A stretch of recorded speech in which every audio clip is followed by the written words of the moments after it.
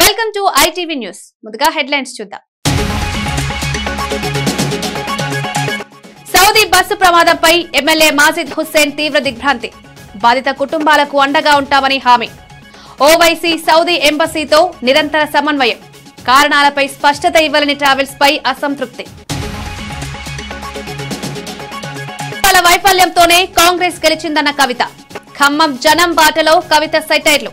ప్రజా సమస్యలపై నిజమైన పోరాటం జాగృతే చేస్తుందన్న వ్యాఖ్య. హరీష్ రావే అన్ని ప్రశ్నలకు సమాధానమివ్వాలని డిమాండ్. కవిత వ్యాఖ్యలపై వివేకానంద్ ఘాటు కౌంటర్. 10 ఏళ్లు పదవిలో ఉన్నప్పుడు సమస్యలు కనిపించలేదా అని ప్రశ్న. కవిత విమర్శలు ప్రజల్లో అయోమయం సృష్టిస్తున్నాయన్న ఆరోపణ. అభివృద్ధి సమయాల్లో ఇలాంటి ఆరోపణలు సరికాదని వివేకానంద్ వ్యాఖ్య. ఐబొమ్మ రాకెట్ పై పోలీసులకు నాగార్జున అభినందనలు. మమ్మల్ని వేధించిన నెట్వర్క్ ఇదేనన్న నాగార్జున. అంతర్జాతీయ పైరసీ గ్యాంగ్ ను ఛేదించిన హైదరాబాద్ పోలీసులు. పైరసీని మూలం వరకు అణిచివేయాలని నాగార్జున పిలుపు. సినిమా పైరసీపై జరుగుతున్న తాజా చర్యలను స్వాగతిస్తూ పైరసీ చేయడమే కాకుండా దానిపై సవాల్ విసరం కూడా అతి దారుణమని మెగాస్టార్ చిరంజీవి తీవ్రంగా పేర్కొన్నారు. సినీ పరిశ్రమను నమ్ముకుని వేలాది మంది బతుకుతున్నారని, ఒక సినిమా వెనుక వందలాది కుటుంబాల జీవనం ఉంటుందని గుర్తు చేశారు. పైరసీ అరికట్టేందుకు పరిశ్రమ ఎన్నో ఏళ్లుగా పోరాటం చేస్తుందని, కానీ టెక్నాలజీ పెరుగుతున్న కొద్దీ ఈ ముప్పు మరింత పెరుగుతుందన్నారు. అయినా కూడా ఈ మహమ్మారిని అడ్డుకోవడంలో పోలీసులు చూపుతున్న చొరవ ఎంతో ప్రశంసనీయమని చిరంజీవి అన్నారు. గత పోలీస్ కమిషనర్ సివి ఆనంద్, ప్రస్తుత హైదరాబాద్ సిపి సజ్జనార్ ప్రత్యేక శ్రద్ధతో పనిచేశారని, వారి కృషితోనే ఈ కేసులు వేగంగా వెలుగు చూస్తున్నాయని అభినందించారు. సినిమా అంటే కళ మాత్రమే కాదు, లక్షల మంది ఆశలు, జీవనాధారమని గుర్తు చేస్తూ పైరసీని పూర్తిగా అరికట్టాలంటే ప్రభుత్వం, పోలీసులు, పరిశ్రమ కలిసి పనిచేయాల్సిందేనని పిలుపునిచ్చారు.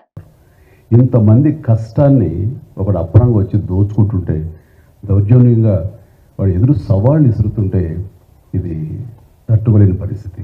సో ఇలాంటి వాటికి మార్గం ఏమిటి, ఎలా బయటపడాలి అనే దాని మీద తర్జన పడుతున్న సమయంలో గత కమిషనర్ సివి ఆనంద్ గారి ఆధ్వర్యంలోనూ, అప్పుడు ఏఎస్పీ కవిత గారు, శ్రీనివాస్ గారు, వీళ్ళు, అలాగే ఆయన వెళ్ళిపోయిన తర్వాత దాని తర్వాత మళ్ళీ ఇది ఇలాగే ఉంటుందా, ఇలాగే కుంటుపడిపోతుందా, ఇలాగే తెరమరుగైపోతుందా అనుకున్న సమయంలో సినిమా ఇండస్ట్రీ గురించి, సినిమా కష్ట నష్టాల గురించి బాగా తెలిసినటువంటి, అన్ని రకాలుగా కాజు వడపోసినటువంటి, ఎంతో కన్సర్న్ ఉన్నటువంటి వ్యక్తి మన సిపి సజ్జనార్ గారు.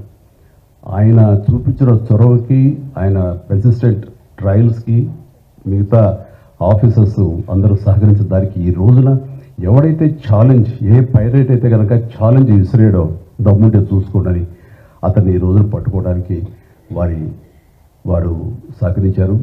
అది వారి మనస్ఫూర్తిగా వారిని, వారికి సహకరించిన ఆఫీసర్స్ని, కవిత గారిని, శ్రీనివాస్ గారిని, ఇతర మహేష్, సిఏఎల్ని, వాళ్ళందరూ కూడా మనస్ఫూర్తిగా పరిశ్రమ తరపు నుంచి, నా తరపు నుంచి నా అభినందనలు, ధన్యవాదాలు మనస్ఫూర్తిగా తెలియజేస్తున్న సందర్భంగా. ఐబొమ్మ పైరసీ రాకెట్ ను ఛేదించిన హైదరాబాద్ పోలీసులకు హీరో నాగార్జున ప్రత్యేకంగా అభినందనలు తెలిపారు. చెన్నై నుంచి ఓ మిత్రుడు ఫోన్ చేసి మేం చేయలేనిది హైదరాబాద్ లో చేశారని చెప్పిన మాటలు తనకు గర్వంగా అనిపించాయన్నారు. ఐబొమ్మ వెనుక ఒక పెద్ద అంతర్జాతీయ నెట్వర్క్ పనిచేస్తోందని, ఇది చిన్న స్థాయి నేరం కాదని ఆయన స్పష్టం చేశారు. ఆ రాకెట్ పన్నాగాల వల్ల 6 నెలల క్రితం మా కుటుంబ సభ్యులు కూడా డిజిటల్ గా 2 రోజులు అవస్థలు పడ్డారని ఆయన ఆవేదన వ్యక్తం చేశారు. పైరసీ వల్ల కళాకారులు, టెక్నీషియన్లు, సినిమా కార్మికులు తీవ్రంగా నష్టపోతున్నారని, ఈ సమస్య సినిమా రంగానికి మహాముప్పుగా మారిందన్నారు. హైదరాబాద్ సిటీ పోలీసులు చూపించిన పట్టుదల, వేగవంతంపైన దర్యాప్తు, అంతర్జాతీయ స్థాయిలో చేసిన ట్రాకింగ్ మొత్తం సినీ పరిశ్రమకు ఆత్మవిశ్వాసం ఇచ్చిందన్నారు నాగార్జున. ఇటువంటి రాకెట్లను మూలం వరకు వెంబడించి పూర్తిగా అణిచివేయాలని కోరారు. ఫోన్ చేసి ఇక్కడ చేయలేంది మీరు చేశారు అక్కడ అని. So let me really congratulate the whole team of the Telangana police. And Rajamouli గారు అన్నట్టు, చిరంజీవి గారు అన్నట్టు, ముందు సజ్జనార్ గారు అన్నట్టు, జస్ట్ కేవలం ఒక 20 కోట్ల కోసం కాదు ఇతను చేసేది, వీళ్ళు చేసేది. దీని వెనకాల చాలా పెద్ద international racket is there and international fraud is there. 50 lakh subscribers annaru Sajjanar garu. So వాళ్ళ personal data is completely exposed వీళ్ళకి. అండ్ ఐ రిమెంబర్ మా ఇంట్లో కూడా, మా ఫ్యామిలీలో కూడా just about 6 months back 7 months back ఇదే జరిగింది. ఆల్మోస్ట్ ఇంట్లో ఫ్యామిలీ మెంబర్ని ఒక డిజిటల్ అరెస్ట్లో ఆల్మోస్ట్ 2 days పెట్టారు. ఇదే సేమ్ ఒక ఆర్గనైజేషన్ ఇస్ డన్. సో వాళ్ళు ట్రాక్ చేస్తారు, వీక్నెస్ చూసుకుంటారు, ఎలా పట్టుకోవాలి, వీళ్ళని ఎలా చేయాలి అని చేసి, and they have all the details, credit card account details, everything. And కేవలం మనం తెలియకుండా ఏదో ఒక వెబ్సైట్ ఏదో దొరికింది, ఇది ఇంట్రెస్టింగ్గా ఉందని చెప్పి వెళతాం. ఇది సినిమాలు చూపించడం అనేది it is a big trap. అది వాళ్ళకేదో మీకు ఫ్రీగా సినిమాలు చూపించాలని కాదు, వాళ్ళకి దీని వెనకాల చాలా పెద్ద ప్లాన్ ఉంది. To make thousands of crores. This 20 crores అన్న సజ్జనార్ గారు అన్నది is a very small amount వాళ్ళకి. అండ్ 3 కోట్లు దొరికిందన్నారు, నాకు తెలిసి వాళ్ళకి జస్ట్ చేంజ్ అది. సో అండ్ నేను ఇంట్లో అప్పుడు మా family member had to approach the police. నాకు ఇలా జరుగుతుంది అంటే ఇమీడియట్గా when police came on line వచ్చినగానే వాళ్ళు 1 సెకండ్లో మాయమైపోయారు. వాళ్ళని ట్రేస్ చేయడం కూడా కుదరలేదు తర్వాత, అంత పకడ్బందీగా ఉన్నారు. సో ఇలా ఫ్రీగా నథింగ్ ఈజ్ ఫ్రీ, రాజమౌళి గారు అన్నట్టు nothing is free. And piracy is illegal, Sajjanar గారు అన్నట్టు. So please take in to mind, take in to caution, ఇవన్నీ చూసుకోండి. అండ్ మీరు ఏదో ఫ్రీగా సినిమా చూస్తున్నారని మాత్రం అనుకోవద్దు, దాని వెనకాల చాలా పెద్ద ప్లాన్స్ ఉన్నాయి. అవి మాత్రం గమనించండి, కేర్ఫుల్గా ఉండండి. And once again I thank the whole team and thank you sir, God bless. దర్శకుడు రాజమౌళి పైరసీ ప్రమాదాలపై కీలక వ్యాఖ్యలు చేశారు. పైరసీ వల్ల మాకంటే ఎక్కువగా అమాయక ప్రజలకే నష్టం జరుగుతోందని స్పష్టం చేశారు. ఫ్రీగా సినిమా చూపిస్తున్నట్టుగా కనిపించే ఈ వెబ్సైట్లు, యాప్లు అసలుకు మీ ఫోన్లోని వ్యక్తిగత డేటా అంతా దోచుకుంటాయని, ఇది చిన్న నేరం కాదు, వేల కోట్ల రూపాయల అంతర్జాతీయ రాకెట్ గా పనిచేస్తోందన్నారు. ఏదీ మనకు ఉచితంగా రాదు, ఉచితమనొస్తే దాని వెనుక తప్పకుండా ఏదో స్కామ్ ఉంటుందని రాజమౌళి హెచ్చరించారు. పైరసీని ప్రోత్సహించడం అంటే నేరానికి సహకరించడమేనని, కళాకారులు, టెక్నీషియన్లు, రోజువారీ కార్మికుల జీవనాధారంపై దెబ్బ పడుతుందని వెల్లడించారు.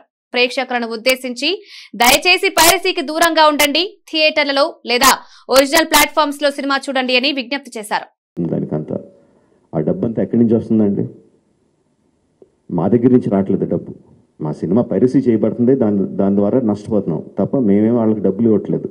సో డబ్బు ఎవరు ఇస్తున్నారు వాళ్ళకి? అదంతా రన్ చేయడానికి మీరే ఇస్తున్నారు. మీ పర్సనల్ డేటా అమ్మడం ద్వారా ఇస్తున్నారు. సో ఈ పర్సనల్ డేటా అన్నది చాలామందికి తెలియకపోవచ్చు, చాలామందికి తెలియచ్చు, చాలామందికి తెలియకపోవచ్చు. సింపుల్ థింగ్, మీ పేరు, మీ ఫోన్ నెంబరు, ఆర్ మీ పేరు, మీ ఆధార్ కార్డ్ నెంబరు, ఆర్ మీ పేరు, ఆర్ మీ జస్ట్ మీ ఈమెయిల్ ఐడి, ఈ మాత్రం ఇన్ఫర్మేషన్ ఉంటే చాలండి సైబర్ క్రైమ్ కమిట్ చేయడానికి. అంటే ఒక రకం కాదు, అది కొన్ని వందల వేల రకాలుగా వాళ్ళు మీ ఇన్ఫర్మేషన్ని క్రిమినల్స్కి అమ్ముతున్నారు. మీ దగ్గర నుంచి మీరు తీసుకోవడానికి జస్ట్ మీ పేరు, ఫోన్ నెంబర్ ఎంటర్ చేస్తే సరిపోద్ది అనుకుంటున్నారు. బట్ ఆ ఇన్ఫర్మేషన్ని వాళ్ళు క్రిమినల్స్కి అమ్ముతున్నారు. ఆ క్రిమినల్స్ చేసే సైబర్ క్రైమ్స్ దాని మూలంగా ఎఫెక్ట్ అయినాయి. ఎన్నోసార్లు ఎన్నో రకాలుగా వీడియోస్లో చూపిస్తున్నాం. జస్ట్ డబ్బులు పోవడం కాదు, ప్రాణాలు పోయే వరకు వెళ్తుంది. సో ప్లీజ్ అండర్స్టాండ్, మాకన్నా కూడా మీరు ఎక్కువ లూజ్ అవుతున్నారు ఈ పైరసీ చేయడం మూలంగా. Please don't get affected. Every one has a choice. కొన్ని వందల రూపాయలు పెట్టి సినిమా థియేటర్కి వెళ్ళి చూడడం ఒకటి, సంవత్సరానికి కొన్ని వందల రూపాయలు పెట్టి నెట్ఫ్లిక్స్ లాంటి లెజిటిమేట్ సైట్స్ని సబ్స్క్రిప్షన్ తీసుకొని సినిమా చూడడం ఒకటి, ఫ్రీగా ఈ పైరసీ సినిమాల్లో పైరసీ సైట్లో చూడడం ఒకటి. The choice is yours. లెజిటిమేట్గా చూస్తారా ఆర్ ప్రాణాల మీదకి తెచ్చుకుంటారా? The choice is yours. Quthbullapur నియోజకవర్గంలోని దుండిగల్ మున్సిపల్ పరిధిలో ముఖ్య కార్యక్రమానికి వేదికైంది. తెలంగాణ రైజింగ్ గ్లోబల్ సమ్మిట్ 2025 ఏర్పాట్లలో భాగంగా ఉప ముఖ్యమంత్రి భట్టి విక్రమార్క మల్లు నేతృత్వంలో ఉన్నత స్థాయి బృందం దుండిగల్ చేరుకున్నారు. హైదరాబాద్ లో వచ్చే నెల 8, 9 తేదీల్లో నిర్వహించనున్న ఈ అంతర్జాతీయ సమ్మిట్ కోసం అవసరమైన వేదిక, విస్తీర్ణం, పార్కింగ్, రోడ్ సౌకర్యాలు, లాజిస్టిక్స్ వంటి అంశాలను సమగ్రంగా పరిశీలించినట్లు అధికారులు తెలిపారు.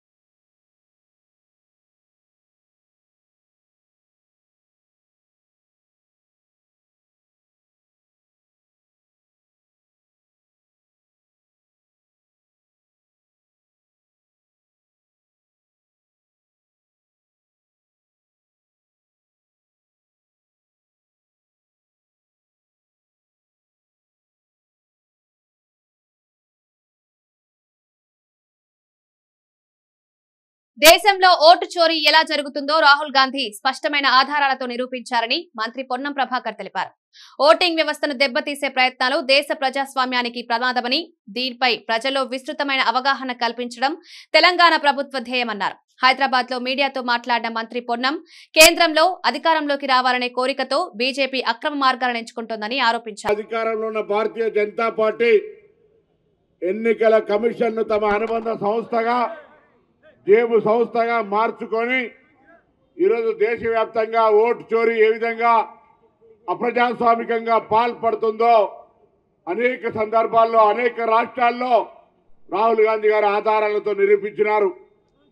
అయినప్పటికీ కూడా దున్నపోతు మీద వానబడ్డట్టుగా భారతీయ జనతా పార్టీకి సంబంధించి నాయకత్వం ప్రజాస్వామ్యాన్ని కాపాడాలనేటువంటి ఆలోచన వైపు కూడా చూడకుండా ఎంతసేపు అధికారంలోకి రావడానికి వీలున్నన్ని అక్రమ మార్గాలను తొక్కుతూ ప్రజాస్వామ్యాన్ని కూని చేస్తూ ఓటర్లకు సంబంధించినటువంటి అనేకమైనటువంటి తొలగింపులకు లేదా ఇతరత్ర అక్రమాలకు పాల్పడుతున్నటువంటి పరిస్థితి చూస్తా ఉన్నాం.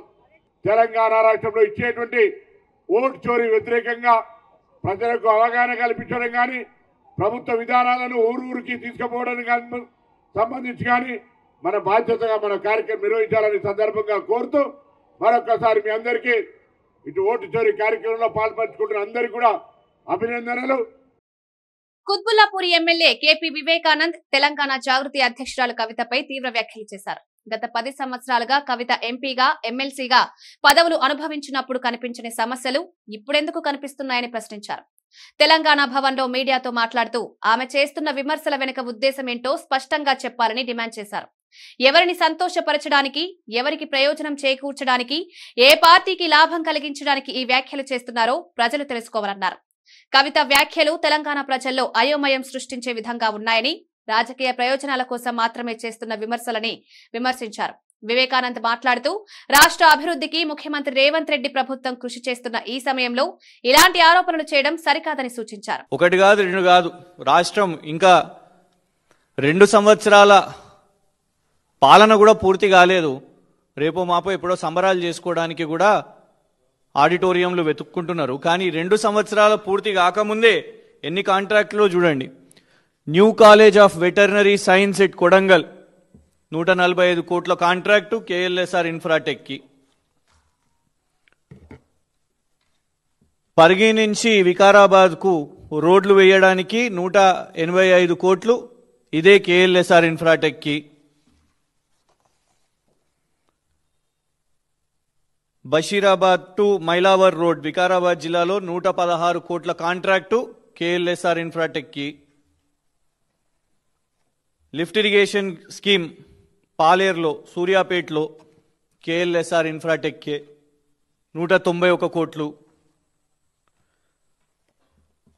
Rajiv Gandhi lift irrigation scheme సూర్యాపేటలో 319 కోట్లు కేఎల్ఎస్ఆర్ ఇన్ఫ్రాటెక్కే. రిమైనింగ్ వర్క్స్ ఆఫ్ పైప్లైన్స్ హెచ్ఎండబ్ల్యూఎస్లో కేఎల్ఎస్ఆర్ ఇన్ఫ్రాటెక్కే 168 కోట్లు.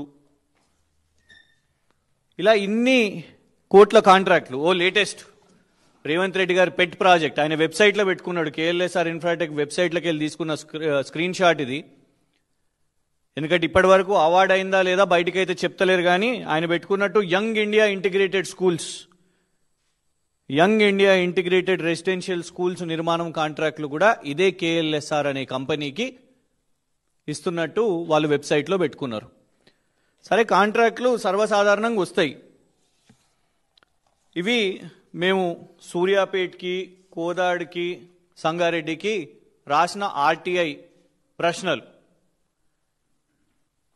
ఈ కేఎల్ఎస్ఆర్ ఇన్ఫ్రాటెక్ కంపెనీకి మీరు ఇచ్చిరు కదా, వాళ్ళ ఆర్థిక లావాదేవీల సంగతి ఏంటిది, వాళ్ళ ఫైనాన్షియల్ స్టెబిలిటీ ఏంటిది, వాళ్లకు ఏ బేసిస్కి ఇచ్చినారు మీరు, ఈ కంపెనీ ఏమన్నా దివాలా తీసిందా, ఇన్సాల్వెన్సీ కేసు ఏమన్నా నడుస్తుందా అని మేము ఆర్టీఐ ద్వారా పలానా అధికారులను, roads and buildings department, irrigation department వాళ్ళను అడగడం జరిగింది. అడిగితే వచ్చిన రిప్లైస్ ఇవి. కొందరేమో మేము సమాచారం ఇవ్వలేము అని. No representation or clarification has been submitted by KLSR Infratech. వాళ్ళు ఏమి ఎలాంటి సమాచారం ఇవ్వలేదని. ఒకళ్ళేమో సంగారెడ్డి నుంచి వచ్చిన రిప్లై, వాళ్ళు ఈ కాపీ మెయిల్ చేశారు. వాళ్ళ చార్టెడ్ అకౌంటెంట్, కేఎల్ఎస్ఆర్ ఇన్ఫ్రాటెక్ యొక్క సంస్థ చార్టెడ్ అకౌంటెంట్. వాళ్ళు అందులో ఏం చెప్పిండ్రు అని అంటే 2014 నుంచి 2025 వరకు వీళ్ళ కంపెనీకి ఎలాంటి ఇన్సాల్వెన్సీ అండ్ బ్యాంక్రప్సీ కోడ్ కేసులు లేవు, ఎలాంటి కేసులు అయితే లేవు అని వాళ్ళు చెప్పడం జరిగింది. ఎందుకు ప్రధానంగా ఇవాళ ఇది పెడుతున్నాము అంటే 2 రోజుల క్రితం 14 నవంబర్ 2025 గౌరవ సుప్రీంకోర్టు ఒక కేసును తీసుకోవడం జరిగింది. చెన్నై నుంచి ఆ కేసుని ట్రాన్స్ఫర్ చేసి సుప్రీంకోర్టుకు ఆ కేసు తీసుకోవడం జరిగింది. ఆ కేసు ఏదో కాదు, దేశంలో సంచలనం సృష్టించిన కేసు. ఒక జడ్జి గారు నేషనల్ కంపెనీ లా ట్రిబ్యునల్ సంబంధించిన చెన్నైలో జడ్జి గారు, నేను ఈ కేసును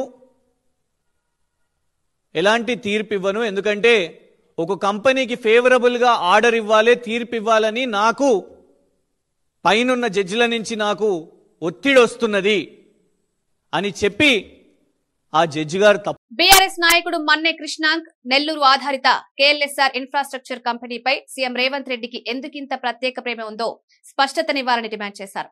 తెలంగాణ భవన్ లో మీడియాతో మాట్లాడుతూ చెన్నై కోర్టులో ఈ కంపెనీ కేసు విచారణ జరుగుతున్న సమయంలో జడ్జిపై ఒత్తిడి తెచ్చి అనుకూల తీర్పునివ్వాలని ప్రయత్నించారని తీవ్రమైన ఆరోపణలు చేశారు.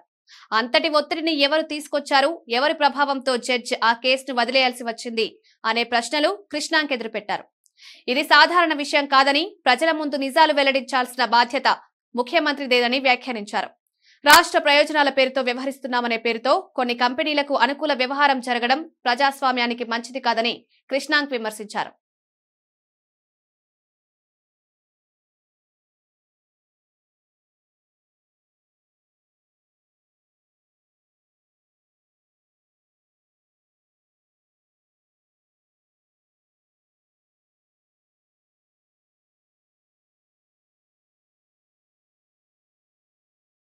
సౌదీ అరేబియాలో జరిగిన ఘోర బస్సు ప్రమాదంపై హైదరాబాద్ సిపి సజ్జనార్ తాజా అప్డేట్ ఇచ్చారు. ఈ నెల 9న మొత్తం 54 మంది మక్కాకు యాత్రకు వెళ్లినట్లు తెలిపారు.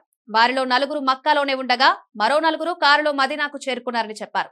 మిగతా 46 మంది బస్సులో ప్రయాణిస్తుండగా మదీనాకు సుమారు 20 కిలోమీటర్ల దూరంలో ప్రమాదం సంభవించిందన్నారు. దురదృష్టవశాత్తు బస్సులో ఉన్న 46 మందిలో 45 మంది అక్కడికక్కడే మృతి చెందారని, మహమ్మద్ అబ్దుల్ షోయబ్ అనే వ్యక్తి ఒక్కరే ప్రాణాలతో బయటపడ్డారని సిపి వెల్లడించారు. ఈ యాత్రికులు నవంబర్ 23న హైదరాబాద్ కు తిరిగి రావాల్సి ఉందన్నారు. ప్రస్తుతం సౌదీ అధికారులు భారత కాన్సులేట్ తో సమన్వయం చేసి మరణించిన వారి వివరాలు సేకరిస్తున్నామన్నారు. వాళ్ళు ఉండిపోయారు. ఇంకా 46 మంది ఆ బస్సులో ప్రయాణం చేశారు. మదీనాకు ఇంకా దగ్గర ఉన్నప్పుడు 25 కిలోమీటర్స్ దగ్గర ఉన్నప్పుడు ఒక ఆయిల్ ట్యాంకర్తోనే యాక్సిడెంట్ కావడం జరిగింది. దాంట్లో నేను అంతకుముందు చెప్పినట్లు మొహమ్మద్ అబ్దుల్ షోయబ్ అనేవాడే ఒక సర్వైవర్ ఉన్నారు. ఆమె ఐసీయూలో, సౌదీ జర్మన్ హాస్పిటల్లో ఐసీయూలో ట్రీట్మెంట్ జరుగుతుంది. ఇంకా 45 మంది చనిపోయారని చెప్పి మనకు ఇప్పుడే తెలుస్తుంది. వాళ్ళు లోకల్ హాస్పిటల్కి షిఫ్ట్ చేశారని చెప్పి తెలిసింది. వాళ్ళందరూ కూడా పోయిన వాళ్ళు 23కు వాళ్ళు రిటర్న్ టికెట్ ఉండింది జెడ్డా నుంచి హైదరాబాద్కు. ఇంకా ఎవరెవరు ఏమేమో ఎక్కడి నుంచి అనేది మనము ఆ ఒక సమాచారాన్ని రాష్ట్ర ప్రభుత్వము, హైదరాబాద్ పోలీసు కూడా కలెక్ట్ చేయడం జరుగుతుంది.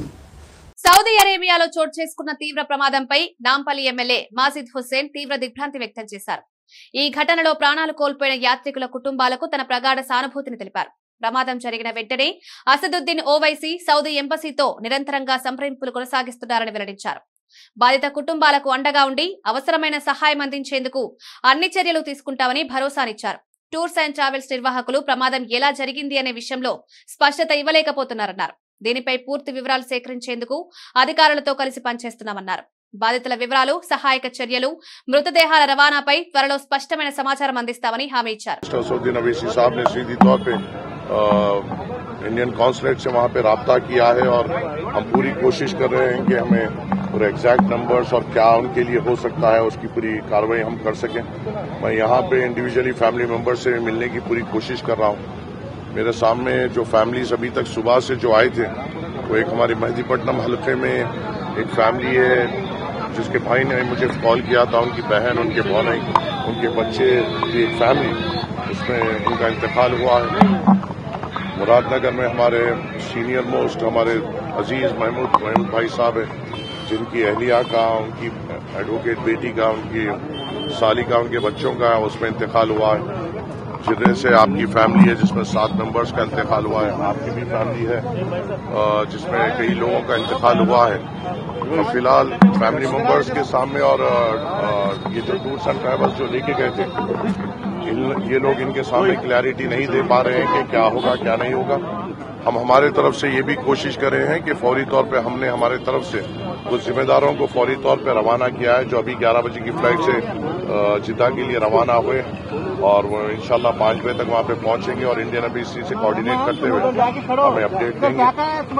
और जो खानदानों का भी जो मुतालबा है वो सुनना है। फिलहाल वो बेइंतहा तकलीफ में है और उनके दर्द को शायद తెలంగాణ జాగృతి అధ్యక్షురాలు కవిత ప్రభుత్వం మీద నిజమైన పోరాటం చేయడంలో బీఆర్ఎస్ బీజేపీ పూర్తిగా విఫలమయ్యాయని తీవ్ర వ్యాఖ్యలు చేశారు. ఖమ్మం జిల్లాలో నిర్వహించిన జనం బాట కార్యక్రమంలో మాట్లాడుతూ ప్రభుత్వంపై తీవ్రమైన వ్యతిరేకత ఉంది, గ్రామాల్లో ప్రజలు కాంగ్రెస్ ను తిట్టుకుంటున్నారు, జూబ్లీహిల్స్ లో కాంగ్రెస్ గెలవడం ప్రజల మద్దతు కాకుండా విపక్షాల వైఫల్యానికి నిదర్శనమని స్పష్టం చేశారు. ఇకపై ప్రజల సమస్యలపై ధైర్యంగా పోరాటం చేసి బలమైన విపక్ష పాత్రను జాగృతే పోషిస్తుందని ప్రకటించారు. ఆరోపణలు చేస్తున్న వాళ్లు పక్కకు తొలగి తమపై వేసిన విమర్శలకు హరీష్ రావు స్వయంగా సమాధానం ఇవ్వాలని కవిత డిమాండ్ చేశారు. జాగృతి నుండి అస్గర్ ఖాన్ గారికి, అదే విధంగా ఏ సంఘానికి సంబంధం లేకుండా సింగరేణిలో మరి మీరు కష్టపడుతూ మొత్తం యావత్ తెలంగాణ సమాజానికి వెలుగులిస్తున్నటువంటి సింగరేణి గని కార్మికులందరికీ పేరు పేరున హృదయపూర్వకంగా నా నమస్కారాలు తెలియజేస్తా ఉన్నాను. ప్రత్యేకించి మీ అందరికీ తెలుసు, సింగరేణి సంస్థను కాపాడడానికి తెలంగాణ రాష్ట్రం వచ్చిన తర్వాత అనేక కార్యక్రమాలు చేసుకున్నాం. ఇప్పుడు డిపెండెంట్ ఉద్యోగాలను కూడా కాపాడుకోలేనటువంటి ఒక అసక్తతలో ఉన్నాం. మరి కనీసం 2 ఏళ్ల నుంచి మనందరం మొత్తుకుంటుంటే మెడికల్ బోర్డు కూడా కరెక్ట్గా పెడతలేరు. పెట్టినట్టే పెట్టి ఒక 54 మందికి ఇస్తున్నామని చెప్పి మాట్లాడి అందులో 3 4 సెలెక్ట్ చేసి మొత్తం 50 క్యాన్సిల్ చేసింది. ఖచ్చితంగా మెడికల్ బోర్డు పెట్టాల్సిందే, సింగరేణిలో డిపెండెంట్ ఉద్యోగాలు ఉండాల్సిందే. ఈ నినాదంతో 19వ తారీఖు నాడు హైదరాబాద్లో హెచ్ఎంఎస్ మరియు తెలంగాణ జాగృతి ఆధ్వర్యంలో సింగరేణి కార్పొరేట్ ఆఫీసుని ముట్టడి చేయబోతా ఉన్నాం. దీనికోసం ఆల్రెడీ కార్యాచరణ తీసుకోవడం జరిగింది. ఎందుకు ఇదే ప్రధాన అంశంగా చెప్తున్నా అంటే, సింగరేణి కార్మికుడు తన ఉద్యోగాన్ని, డిపెండెంట్ ఉద్యోగాన్ని ఒక ఇన్సూరెన్స్ పాలసీ లాగా భావిస్తాడు. నాకు ఇబ్బంది అవుతుంది కానీ నా తర్వాత నా పిల్లగానికో, నా అల్లుడికో, నా బిడ్డకో జాబ్ వస్తుంది అని చెప్పి ఒక ధీమాతో ఉంటారు. కానీ ఆ ధీమా కూడా లేకుండా ఇవాళ ఈ ప్రభుత్వం చేసింది. కాబట్టి ఇది ప్రథమ ప్రాధాన్య అంశంగా దీని మీద పోరాటం చేయదలుచుకున్నాం. అట్లనే మనకు ఇల్లు కావాలనేటటువంటి కళ ఉంటుంది. ఓన్ యువర్ హౌస్ అనేటటువంటి అంశాన్ని అనేక సార్లు పోరాటం చేసినాం. కొంత సాధించుకోగలిగినాం, కొంత మేరకు లోన్లు ఇప్పించుకోగలిగినాం. కానీ సొంత ఇల్లు మరి ఉంటుందా సింగరేణి నుంచి రిటైర్ అయిపోయే టైంలో అంటే ఏమీ కూడా అగమ్య గోచరమైనటువంటి పరిస్థితి ఉన్నది. అది 2వ ప్రాధాన్యత అంశంగా తీసుకున్నాం. ఇక 3వది ఇన్కమ్ ట్యాక్స్. ఎన్నోసార్లు నేను ఎంపీగా ఉన్నప్పుడు పార్లమెంట్లో కూడా అడగడం జరిగింది. సింగరేణి గని కార్మికులకు స్లాబ్తో సంబంధం లేకుండా అసలు ఇన్కమ్ ట్యాక్స్ రద్దు చేయండి అని కేంద్ర ప్రభుత్వాన్ని పదే అడిగినాం. వాళ్ళు ఏనాడు పట్టించుకోలేదు. ఇప్పుడున్నటువంటి ప్రభుత్వాలు మరి దాని మీద శ్రద్ధ చూపడం లేదు. ముఖ్యమంత్రి గారు 50 సార్లను 100 సార్లను ఢిల్లీకి పోయి వచ్చారు. తిరుమల శ్రీవారి దర్శనంతో తిరుమల ప్రాంతం నేడు సినీ రంగం సందడిగా మారింది. తెలుగు సినీ నటుడు సాయి దుర్గా తేజ్ ఉదయం వేళ ఆలయానికి చేరుకుని స్వామివారి సేవలో పాల్గొన్నారు. కుటుంబ సభ్యులతో పాటు వచ్చిన ఆయన సాధారణ ప్రదక్షిణ మార్గం ద్వారా వెళ్లి స్వామివారిని దర్శించుకున్నారు. ఇటీవల తన కొత్త సినిమాకు సంబంధించిన కార్యక్రమాలు మొదలయ్యాయని, ఆ ప్రాజెక్టు విజయవంతం కావాలని స్వామివారిని కోరుకున్నట్టు తెలిపారు.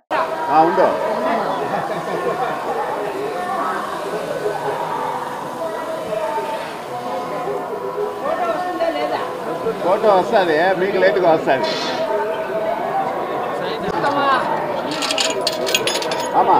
ఆశీర్వాదం పొందు. ఓకే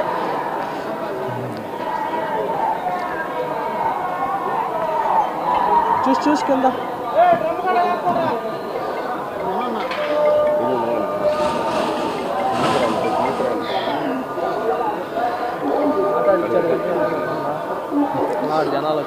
సార్ ఇదే పెట్టేద్దాం వయసు నరేంద్ర జనాలు వచ్చేస్తారు జనాలు వచ్చేస్తారా? అవన్నీ అడగకూడదు.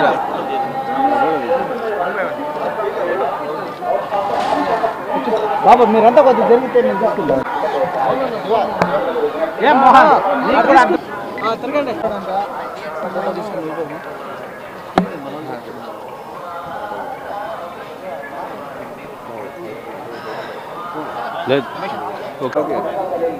ఏం లేదండి, స్వామివారికి థ్యాంక్స్ చెప్తాను వచ్చానండి. ఆయన నాకు మంచి సినిమాలు ఇచ్చారు, మంచి లైఫ్ ఇచ్చారు. సో ఆయనకి థ్యాంక్స్ చెప్పుకుందాం వచ్చాను. ఆయనకి కృతజ్ఞత చెప్పుకొని మళ్ళీ మాకు మంచి జీవితం రావాలి అండ్ అలాగే కొత్త సంవత్సరం వస్తుంది. సో ఆయనకి బ్లెస్సింగ్స్ తీసుకుందాం వచ్చానండి. Thank you. నెక్స్ట్ ఇయర్ సంబర్లో ఏటిగట్టు సినిమా వస్తుందండి. దాంతో నెక్స్ట్ ఇయర్ ఉంటుందండి. అదే నెక్స్ట్ ఇయర్ ఉంటుందండి. Next year. వార్తలు ముగించే ముందు ముఖ్యాంశాలు మరోసారి. సౌదీ బస్సు ప్రమాదంపై ఎమ్మెల్యే మాజిద్ హుస్సేన్ తీవ్ర దిగ్భ్రాంతి. బాధిత కుటుంబాలకు అండగా ఉంటామని హామీ. ఓవైసీ సౌదీ ఎంబసీతో నిరంతర సమన్వయం. కారణాలపై స్పష్టత ఇవ్వాలని ట్రావెల్స్ పై అసంతృప్తి. వైఫల్యంతోనే కాంగ్రెస్ గెలిచిందన్న కవిత. ఖమ్మం జనం బాటలో కవిత సెటైర్లు. ప్రజా సమస్యలపై నిజమైన పోరాటం జాగృతే చేస్తుందన్న వ్యాఖ్య. హరీష్ రావే అన్ని ప్రశ్నలకు సమాధానమివ్వాలని డిమాండ్. కవిత వ్యాఖ్యలపై వివేకానంద్ ఘాటు కౌంటర్. 10 ఏళ్లు పదవిలో ఉన్నప్పుడు సమస్యలు కనిపించలేదా అని ప్రశ్న. కవిత విమర్శలు ప్రజల్లో అయోమయం సృష్టిస్తున్నాయన్న ఆరోపణ. అభివృద్ధి సమయాల్లో ఇలాంటి ఆరోపణలు సరికాదని వివేకానంద్ వ్యాఖ్య. ఐబొమ్మ రాకెట్ పై పోలీసులకు నాగార్జున అభినందనలు. మమ్మల్ని వేధించిన నెట్వర్క్ ఇదేనన్న నాగార్జున. అంతర్జాతీయ పైరసీ గ్యాంగ్ ను ఛేదించిన హైదరాబాద్ పోలీసులు. పైరసీని మూలం వరకు అణిచివేయాలని నాగార్జున పిలుపు. ఇవి ఈనాటి వార్తా విశేషాలు. మరో బులెటిన్ లో మళ్ళీ కలుద్దాం. నమస్కారం.